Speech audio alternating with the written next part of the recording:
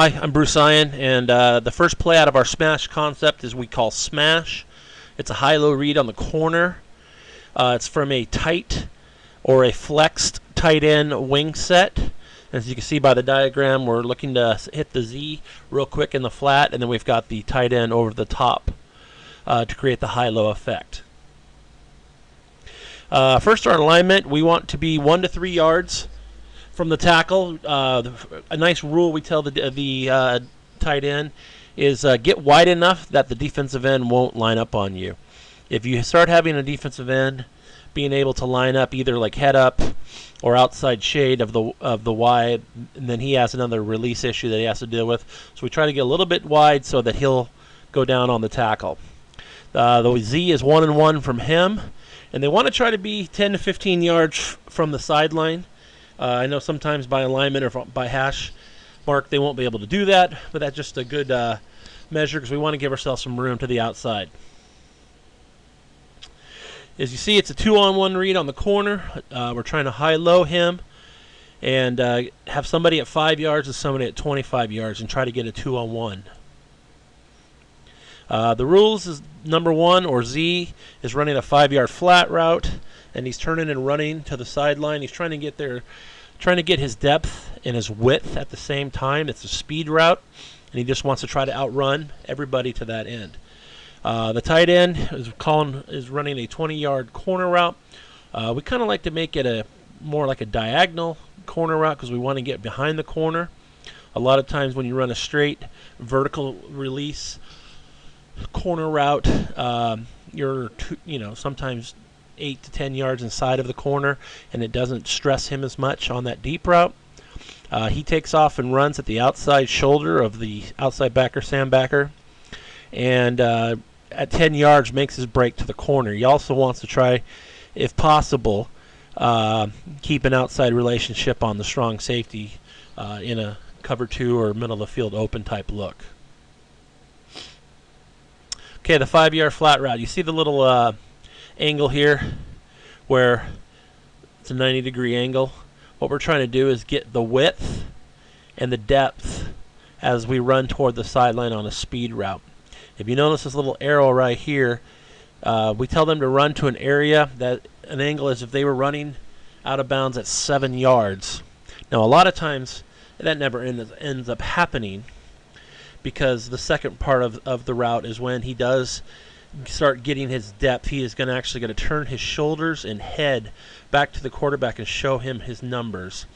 While his feet are still running toward the sideline, his torso is going to turn to show the quarterback his numbers so we can throw to him. So that's the 5-yard flat route.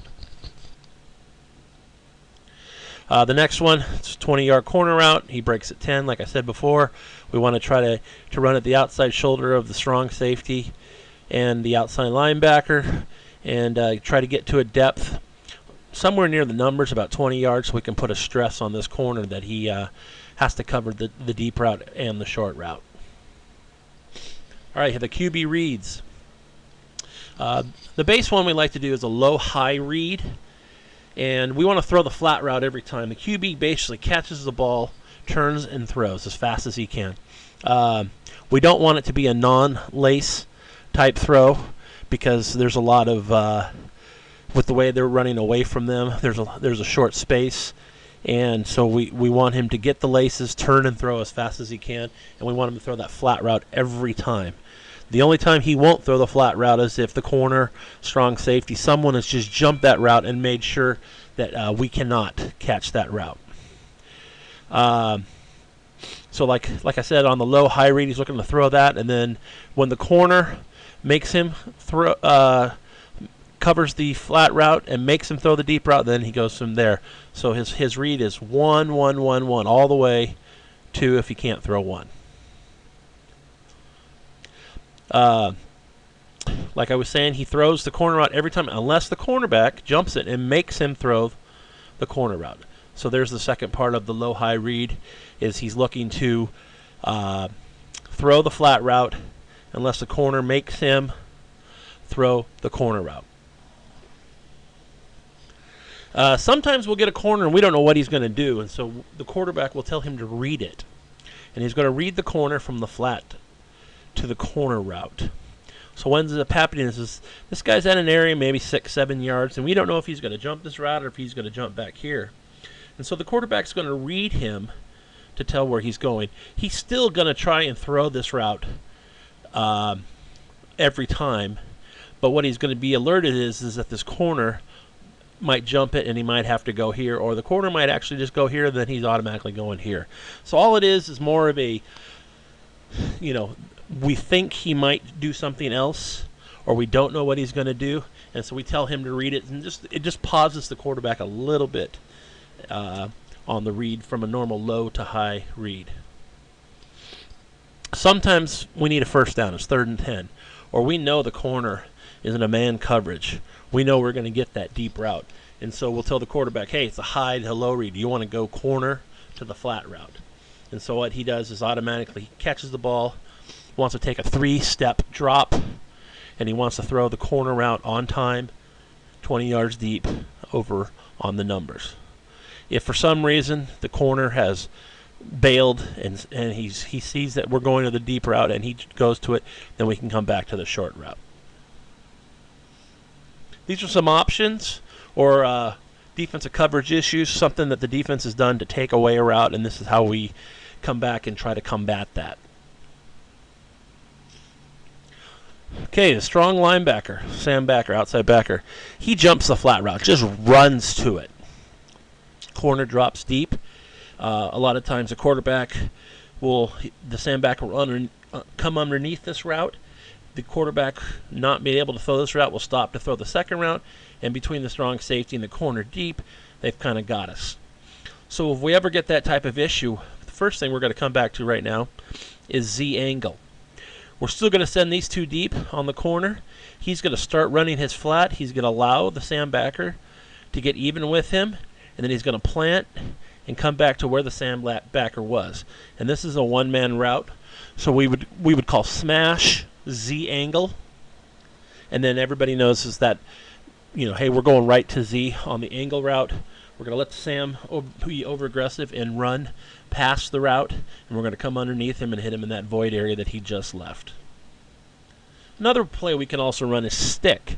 If we know that strong safety and corner is going to drop deep because we've been running smash, and we know that Sam Backer's got to underrun the flat route, then we're going to have Y run right at Sam and just turn. And then we're still going to look for the flat route because sometimes it could end up being a man-type coverage or something like that, and Y is covered. So we're still going to look to the flat, influence the Sam Backer to run there, and then we're going to come back to the void area that he left to the Y.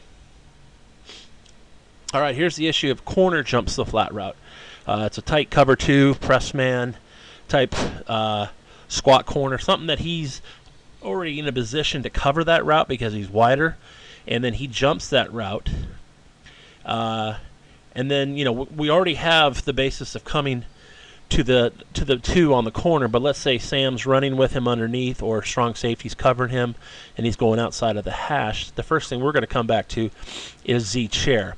We're going to influence the strong safety and the Sam Backer by running a post route, and we're going to tie them up, and then Z's going to run his flat like normal, and when the corner goes to jump it, he's going to turn up the sideline and run the chair. So the play would be smash Z chair, and then quarterback's going to pump, make it all look just like smash, and then he's going to hit him up the sideline on the chair. If we have a corner who wants to drop back and jump the corner route, and so the outside backer is going to jump the flat route, the corner is going to drop deep, maybe in like a cover 3, and he's already 8 to 10 yards deep, and he's going to take away the deep corner. The play that we like to go to is Y out, and what we're going to do is still look for the flat route and look for Sam trying to jump him, and then the Y, instead of running his corner route to 20 yards deep, he's going to break it like he's running there and then come across at 10, and then what we're hoping is that corner has dropping deep, and we're going to try and throw the right underneath him, Y out. If we get a strong safety who wants to rotate outside of the hash marks and for the corner deep while the cornerback jumps the number 1 route and maybe Sam's trying to wall off Y, as he's getting to his corner, we're going to come back to Y post.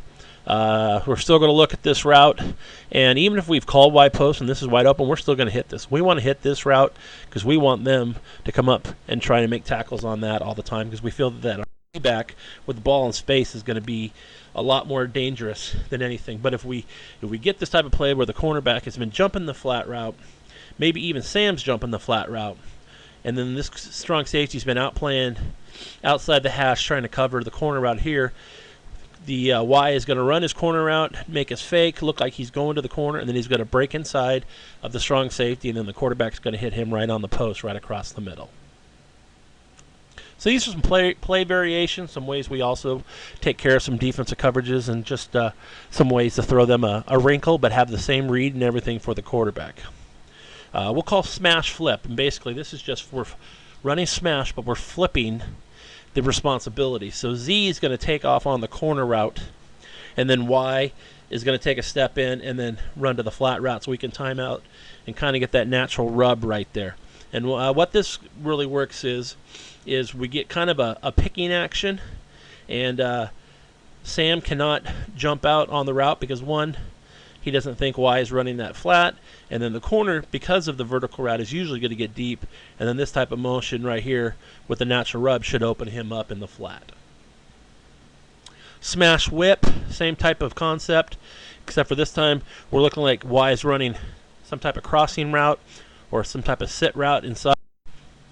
And what he does is he runs to the Mike backer and then sits in the hole. If it's open, he stays.